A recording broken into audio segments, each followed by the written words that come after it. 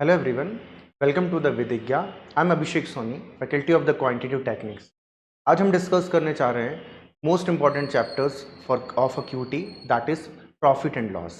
तो मैंने पहले भी कहा है कि हर चैप्टर का अपना एक बेंचमार्क होता है. जैसे हम प्रॉफिट एंड लॉस की बात करते हैं तो प्रॉफिट एंड लॉस में एक बेंचमार्क होता है. जैसे फॉर एग्जांपल हमें कोई कमोडिटी को परचेस करना है, तो जब हम किसी कमोडिटी को परचेस करते हैं तो कोई कॉस्ट पे करते हैं, that is the price, we can call it a cost price. तो इस चैप्टर का जो बेंचमार्क होता है वो हम कहते हैं कॉस्ट प्राइस. अब मैं क्या कह रहा हूं बच्चे कि दुनिया का हर कॉस्ट प्राइस जो हम बोलते हैं उसको हम 100% की तरह ही कंसिडर करते हैं. अब मान लीजिए मैंने कोई कमोडिटी को परचेस किया, दैट मीन्स द कॉस्ट मैंने पे किया, that is called cost price. अब जब तक मैं इस कमोडिटी को सोल्ड नहीं करता, मान लीजिए कि if selling price is greater than the cost price, मतलब किसी कमोडिटी का सेलिंग प्राइस कॉस्ट प्राइस से ज्यादा है, तो ऐसी कंडीशन में हमेशा क्या होता है सर? प्रॉफिट होता है. मैंने कहा अगर ऐसा हो जाए कि cost price is greater than selling price, हमेशा हमें क्या होगा? लॉस होगा. इसका क्या मतलब है कि सर अगर हमें तो हमारा कॉस्ट प्राइस 100% है, हमने कुछ प्रॉफिट परसेंट के साथ सोल्ड किया तो selling price become in the form of percentage, और अगर हमने तो उसे लॉस के साथ सोल्ड किया तो भी selling price in the form of the percentage. But एक ये मात्र ऐसा चैप्टर है जिसके दो बेंचमार्क होते हैं. फॉर एग्जांपल मैं एक टी शर्ट खरीदने के लिए मार्केट गया, सबसे पहले मेरा ध्यान कहाँ जाता है? उसके एमआरपी पर, और देखते हैं उस पर 20% का डिस्काउंट है. तो इसका मतलब क्या है कि डिस्काउंट किस पर मिलता है? एमआरपी पर. तो सर आज से दुनिया के हर कमोडिटी का बेंचमार्क जो एमआरपी है वो क्या हो जाता है? 100%.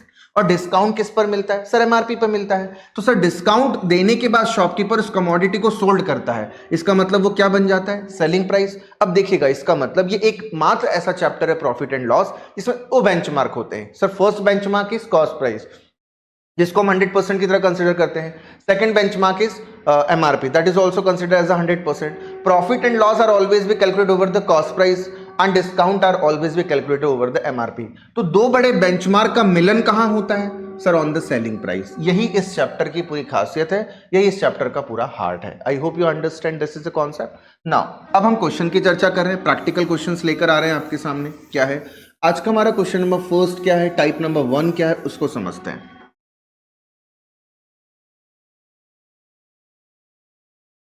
दिस इज क्वेश्चन नंबर 1, उसको समझना है बच्चे. क्या है?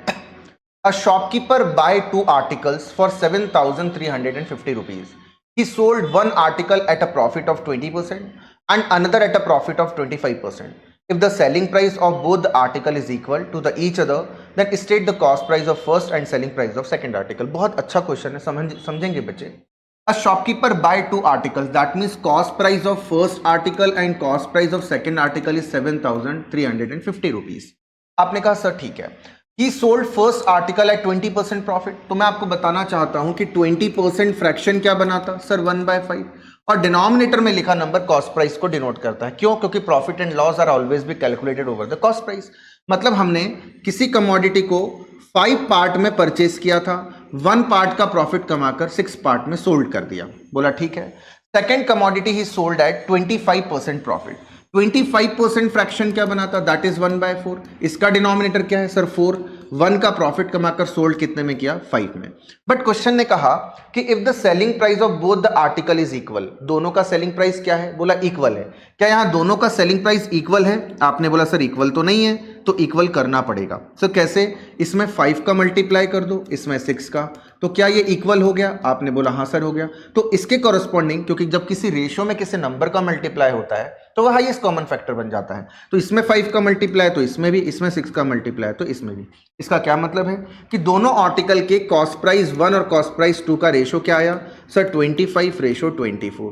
अब रेशो का भी नंबर नहीं होता, तो दोनों को ऐड करते हैं तो 25 और 24 बिकम्स 49. बोला 49 में नहीं, आपने तो 7,350 में परचेस किया था. तो 1 पार्ट की वैल्यू क्या आ गई? 7,350 डिवाइडेड बाय 49. 7 1 जा 7, 7 5 जा 7 7 जा, तो ओके 7 1 जा एंड 7 5 जा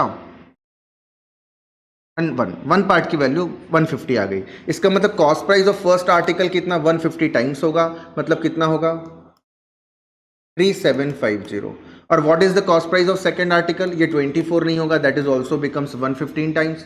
तो 15 4 जा 3600. मतलब cost price of first article is 3750, cost price of the second article is 3600। अब उसने क्या कहा मेरे बच्चे कि find the selling price. Sir selling price both the article is same, the value of one part is कितना है sir 150, तो ये 30 नहीं होगा, that also 150 times, because of that ratio is not a number, it always contain some value, that value we can call it highest common factor. तो 150 is the highest common factor for that particular ratio, तो ये 150 times हो जाएगा, मतलब कितना हो जाएगा 4500, that is the answer. I hope you understand. तो एक बात मैं समझाना चाहता हूं कि whenever we write any fraction, denominator always be denote the benchmark। अब प्रॉफिट एंड लॉस की बात कर रहे हैं तो प्रॉफिट एंड लॉस का बेंचमार्क क्या है, कॉस्ट प्राइस।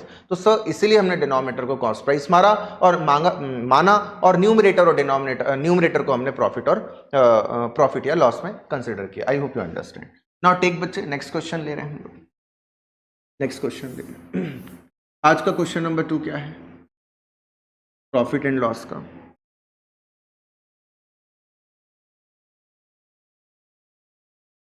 सर ये है क्वेश्चन नंबर 2, क्या है समझते हैं। A shopkeeper buys 2 articles for 5000 rupees. By he sold one article at a profit of 8% and another at a profit of 18%. he makes a profit of 14% on the total. find the cost price of। ये question दिख रहा हमें profit and loss का है, पर बच्चे करेंगे mixture and allegation से, कैसे समझेंगे बच्चे। उसने कहा कि मैंने टू आर्टिकल्स को sir cost price of first article and cost price of second article is 5000 rupees, बोला ठीक है। he sold first article at 8% profit, बोला ठीक है, and second article he sold at 18% profit, ये भी ठीक है। अब उसने लास्ट में कहा he makes a profit of 14% on total। Total का मतलब इस पर और इस पर मिलाकर उसे 14% का प्रॉफिट हुआ। आपने बोला सर इस पर और इस पर मिलाकर, इसलिए हमने इसे मिडिल में लिख दिया 14%। अब ये मिक्सचर बन गया। मिक्सचर एलिगेशन क्या कहता है कि we have to subtracted larger number to small number in the cross. So 14 minus 8 is what 6 और 18 minus 14 is what 4, but it is not a perfect ratio. तो हमने 2 2 जा 4 और 2 3 जा 6 से परफेक्ट रेशो बना लिया। मतलब आप ये कहना चाह रहे हैं कि 5000 को आप 2:3 में डिवाइड कर दो। 2 पार्ट और 3 पार्ट की वैल्यू किसके इक्वल आ गई सर 5 पार्ट के। बोला 5 नहीं सर 5000 था, तो 1 पार्ट की वैल्यू कितनी आ गई 1000। इसका क्या मतलब है sir, cost price of first article ये 2 नहीं होगा सर, ये 1000 टाइम्स होगा, कितना होगा सर 2000 होगा। ये 3 नहीं होगा, ये भी 1000 टाइम्स होगा, कितना होगा 3000 होगा। आई hope you understand, that is the cost price of both the article, that is 2000 and 3000। I hope you understand. कोई डाउट हो तो बचाएंगे बच्चे, ठीक है बच्चे, थैंक यू। आगे बढ़ेंगे, नेक्स्ट क्वेश्चन की तरफ हाजिर होंगे। क्या है हमारा आज का नेक्स्ट क्वेश्चन बच्चे, this is a question number 3। बहुत ध्यान से समझेंगे बच्चे। A shopkeeper buys 10 pens and 5 pencil for a total of 500। क्या बोला कि एक शॉपकीपर ने 10 पेन और 5 पेंसिल को 10 पेन और 5 पेंसिल को टोटल कितने में परचेज किया, बोला सर 500 में परचेज किया, ये भी ठीक है। He sold pen at 10% profit, ध्यान से समझना है।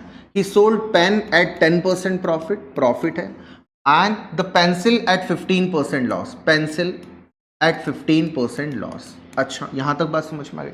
ही makes a profit of 25 rupees on the total. अब फिर बोल रहा है टोटल, मतलब ये भी मिक्सचर एलिगेशन का फॉर्म है, बट यहां पर उसने 25 रुपीज कहा, तो आपके ऊपर है, क्योंकि मिक्सचर एलिगेशन कहता है कि मिक्सचर हमेशा एक जैसे यूनिट का ही फॉलो करेगा। अगर ये परसेंटेज में है प्रॉफिट और लॉस में, तो इसको भी परसेंटेज में होना चाहिए। तो हम कैसे 25% को बदलेंगे, या इनको रुपए में बदल सकते हैं। तो 25 देखिए, इसका 10% क्या है, किसी भी नंबर का 10% निकालना है तो यूनिट डिजिट के बाद पॉइंट पुट कर दीजिए। इसका 10% कितना हो गया सर 50 हो गया, तो 25 निकालना है। जब 10% 50 है तो 25 कितना परसेंट होगा 5%, तो इसका मतलब ये परसेंट के फॉर्म में कितना है 5। अब हम जानते हैं कि बड़े में से छोटे नंबर को सब्ट्रैक्ट करते हैं। 10 माइनस 5 कितना हो गया 5। अब 5 में से 15 को सब्ट्रैक्ट करेंगे, 5 माइनस 15 कितना हो गया 20:5, तो क्या बना 4:1। इसका ये मतलब है कि आप 500 रुपीज को 4:1 में डिवाइड कर लीजिए। 4:1 किसका हो गया 500 का कितना टाइम्स है 100, तो ये 4 नहीं होगा 100 टाइम्स होगा, कितना होगा 400, ये भी 100 टाइम्स होगा, कितना होगा 100। ये बात समझ में आ गई। 400 is the cost price of 10 pens, मतलब 10 पेन्स का जो कॉस्ट प्राइस है वो कितना है 400, तो 1 पेन का कितना हो गया 40। और इसी तरीके से अगर मैं पेंसिल की बात करूं तो 5 पेंसिल का कॉस्ट प्राइस कितना है 100, तो 1 पेंसिल का कितना हो गया दैट इज 20। तो 1 पेन और 1 पेंसिल का कॉस्ट प्राइस कितना हो गया? 40 + 20 that is 60। That is the answer. That is the answer. That is the cost price of 1 pen and 1 pencil together. I hope you understand. That is the basic concept of the profit and loss, that is based on the mixture and alligation as well as the ratio. I hope you understand. Now take next question. I hope you understand. Next question. Take next question बच्चे। क्या है?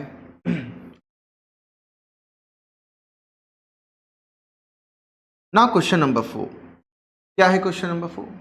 A shopkeeper buy 1 table and 1 chair. He sells table at 10% loss and chair at 20% profit. So he has a neither profit nor loss on whole transaction. If he has, अब देखो, if he has sold table at 5% profit, if, unless, until, suppose, in case, that types of word examiner may use in the examination, that means the whole question is goes through the hypothetical situation. पहले हम question को समझते हैं। A shopkeeper buy 1 table and 1 chair. देखो बेटा, 1 table and 1 chair कितने रुपए में परचेज किया? सर नहीं बताया। He sells table at 10% loss, बोला टेबल को उसने 10% लॉस पर सोल्ड कर दिया, बोला ठीक है। And chair 20% profit that means plus. और दोनों ट्रांजैक्शन पर, यही तो हम मिक्सचर एलिगेशन में सीख रहे हैं कि he has neither profit nor loss on whole transaction, मतलब जीरो, दोनों पर टोटल मिला के नीदर प्रॉफिट, मतलब 0% का प्रॉफिट और लॉस। अब हम लार्जर में से स्मॉलर को सब्ट्रैक्ट करेंगे। 0 - 10 कितना होगा? 10, और 20 - 0 कितना होगा? 20। तो रेशो कितना आया? 2:1। अब ये रेशो आ गया 2:1, इसको ध्यान से समझना है कि सर टेबल और चेयर का जो रेशो आया वो आया 2:1। अब हम जानते हैं कि सर आगे तो नंबर नहीं है, अब इसने हाइपोथेटिकल सिचुएशन लिखी है, तो sir ratio is not a number, it always contain some value. अभी रेशो तो आ गया, पर रेशो हमारे पास एक नंबर की तरह है, ये रेशो है, नंबर तो नहीं है, तो हम इसे नंबर में चेंज करेंगे ताकि हम हाइपोथेटिकल सिचुएशन की तरफ आगे बढ़ सकें। तो हम ये मान लेते हैं कि 200 का टेबल था और चेयर जो था वो 100 का था। सर आपने 200 और 100 ही क्यों अज्यूम किया? बिकॉज ऑफ दैट बच्चे, बिकॉज ऑफ दैट, क्योंकि सर इसका आप किसी भी नंबर का मल्टीप्लाई कर सकते हैं, बट 100 का मल्टीपल्स का परसेंटेज निकालना आसान होता है। उसने क्या कहा? उसने कहा if he has table at 5% profit, table हमने 200 का खरीदा, इसका 10% कितना है सर? 20, तो 5% कितना हो गया सर? 10। टेबल पे 10% का प्रॉफिट, 5% का profit, and chair at 20% profit, तो 100 का 20% कितना हो गया सर? 20। तो टोटल मिलाकर कितने का प्रॉफिट हुआ? 30। पर एग्जामिनर ने कहा 30 का नहीं, कितने का हुआ? 60। तो 30 का 60 कितने टाइम्स है सर? 2 टाइम्स है। इसका मतलब कि टेबल भी 2 नहीं होगी, 2 टाइम्स होगी। 400 की टेबल होगी और चेयर भी 2 टाइम्स होगी, मतलब कितने की होगी? 200 की होगी। तो tell the cost price of table and chair. So 400 और 200 is the cost price of table and chair. I hope you understand. That is the simplest method to solve the question. That is the simplest method to solve the question with the help of mixture and alligation. He sold table at 5% profit, तो 200 का 5% is 10, and chair at 20% profit, 100 का 20% 20। हमारे according 30 का profit बोला नहीं, 60 का twice है, तो जो भी अजम्पशन है वो सब ट्वाइस हो जाएगा। ये हमारी definition. I hope you understand. Now take next question बच्चे। Next question, profit and loss का बेंचमार्क है cost price, and in the यही बात है कि हम प्रॉफिट एंड लॉस में मिक्सचर एंड एलिगेशन के कॉन्सेप्ट यूज कर रहे हैं। ये है अंडरस्टैंडिंग बच्चे, ये है समझ। ना क्वेश्चन नंबर 5 क्या है बच्चे, समझते हैं। A shopkeeper sell 1 table for 400 rupees, so he makes a profit of 25%. He sold another article at a loss of 10%. So he has neither profit nor loss on whole. Then find the cost price of the second article. समझना है।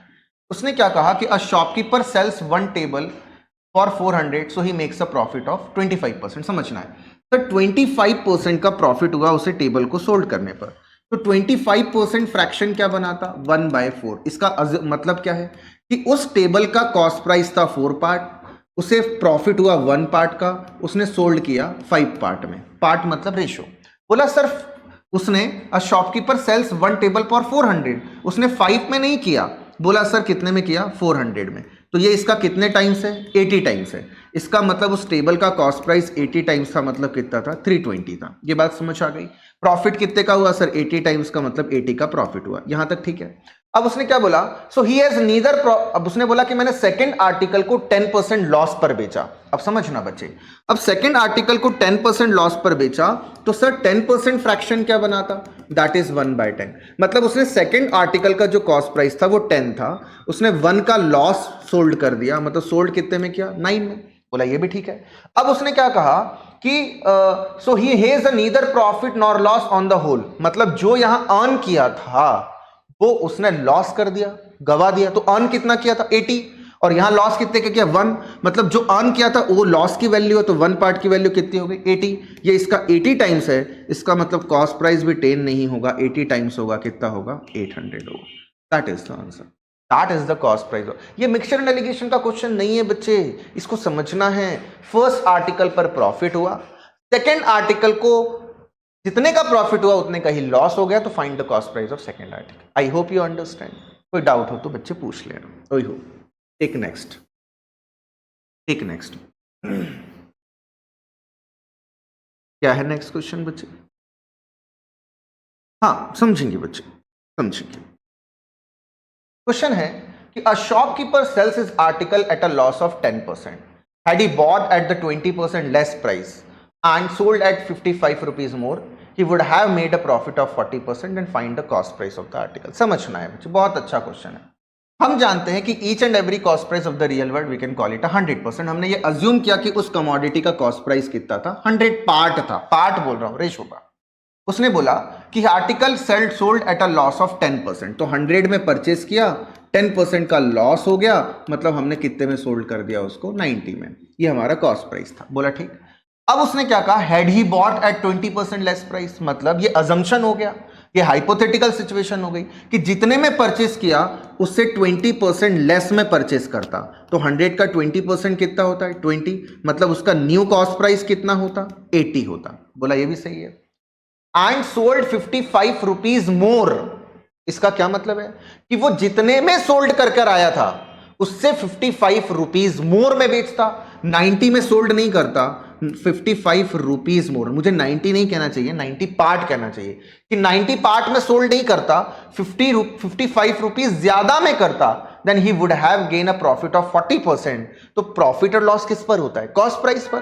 तो नया cost price कितना है 80, और 80 पर 40% का profit होता, तो इसका 10% कितना है 8, तो 40 कितना हो गया 8 4 जा 32, तो ये कितना हो गया बच्चे 1112 पार्ट में सोल्ड करता। तो 90 पार्ट से 1112 पार्ट कितना ज्यादा है, बोला 22। बोला 22 नहीं सर, ये 55 रुपीज के इक्वल है। तो 1 पार्ट की वैल्यू कितनी हो गई सर 11 5 जा 11 2 जा, मतलब 2.5 हो गई।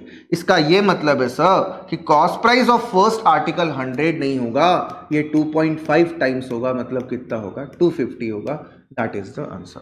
अगर ये बोलता कि what was the selling price, sir 90 नहीं होगा 2.5 टाइम्स। अगर बोलता find the new cost price, it is also 2.5। Find ये नया new selling price, that is also becomes 2.5। जो भी पूछता उसमें 2.5 का मल्टीप्लाई कर देते, because of that 2.5 is the highest common factor for that question. I hope you understand, that is the basic concept. Sir ये जितना भी है ये रेशो में है और ये सिर्फ नंबर में है। सर 100 ही क्यों लिया, आपको जो अच्छा लगे आप नंबर ले सकते हैं, बट हम 100 इसलिए अज्यूम करके चलते हैं ताकि कैलकुलेशन ईजी हो जाए। आई होप आपको समझ आ रहा होगा। टेक नेक्स्ट क्वेश्चन बच्चे, टेक नेक्स्ट क्वेश्चन। ओके, ये हमारे प्रॉफिट एंड लॉस के बेसिक कॉन्सेप्ट थे। इसमें मैंने डिस्कस किया कि each and every cost price of the real world we can call it 100%। Profit and loss are always be calculated over the cost price. अगर हम बात करते हैं कि इसी चैप्टर के 2 बेंचमार्क होते हैं, MRP is also one more benchmark, discount are always be calculated over the MRP, और 2 बेंचमार्क कॉस्ट प्राइस और एमआरपी, इन दोनों का मिलन होता है कहां पर, सेलिंग प्राइस पर। और टफ क्वेश्चनों की चर्चा हम आगे करेंगे। आई hope you understand all the concept. Thanks a lot, you all people. Listen me up very properly. Thank you so much. Have a nice day for you all and enjoy the day. बहुत बहुत धन्यवाद।